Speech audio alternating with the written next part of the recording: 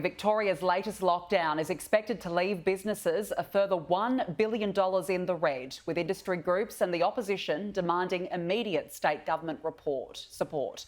Joining me now live is Katie Parker, the events manager of restaurant The George on Collins. Katie, appreciate your time. What's the cost of this lockdown? Oh, I don't dare do the calculations, but it's very large. We were set up for our best week of the year yet.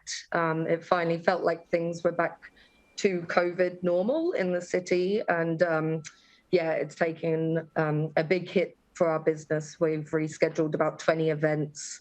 It was just unbelievable the week we were about to have in terms of business. And unfortunately, that's all been wiped off and having to be either rescheduled or refunded. So it's a huge loss. It was meant to be a big week, your biggest week of the year, as you just said. What happens now? How do you manage it with staffing and events itself? So we basically get in touch with all of the events and we try and reschedule them for a later date because, of course, we'd love to keep their business. Most clients have been really great and are rescheduling, but we're actually so busy that there's some dates that we just can't offer clients because they're already booked out. So there probably will be quite a few refunds that have to be processed as well, which is really unfortunate if we can't move their event to a later date. And then in regards to staffing, there's obviously some big wage bills, all the full-timers, but who we really feel sorry for are the casual staff that obviously count on these shifts each week to survive and pay their bills, and now they're without work or any help, so we really feel for them. Prior to this lockdown, had business just started getting back to some sort of a normal routine, a normality?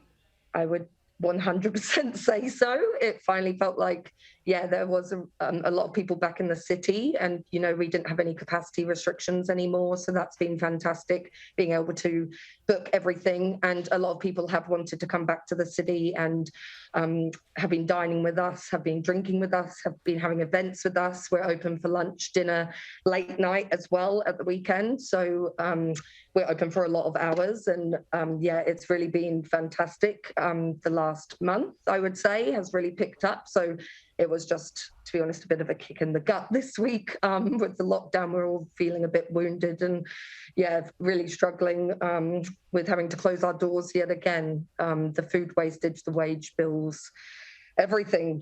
It's just a lot. 4 lockdowns now. This one seemingly came out of nowhere. Can the business survive?